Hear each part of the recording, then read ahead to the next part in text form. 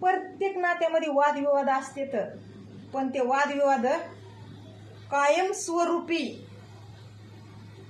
पुढे घेऊन चालणारे लोक गर्विष्ठ असतात. गर्विष्ठ,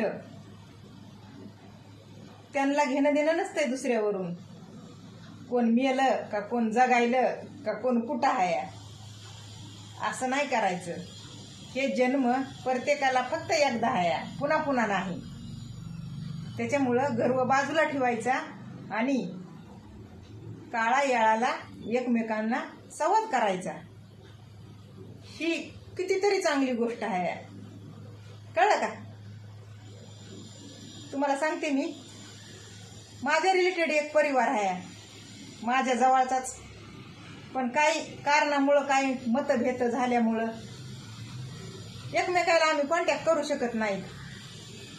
तुम्हाला सांगते, मी कधी बी तयार आहे बोलायला, कारण की मी पहिली बी स्वार्थी नव्हते ना आता बी स्वार्थ माझा कुठलाच नसणार आहे.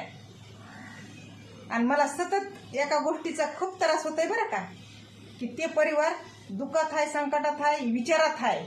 विचार विचार विचार, त्यामुळं डिप्रेशनमध्ये जातंय. आणि मग तिथं मी काहीच करू शकत नाही, अशी गोष्ट आहे.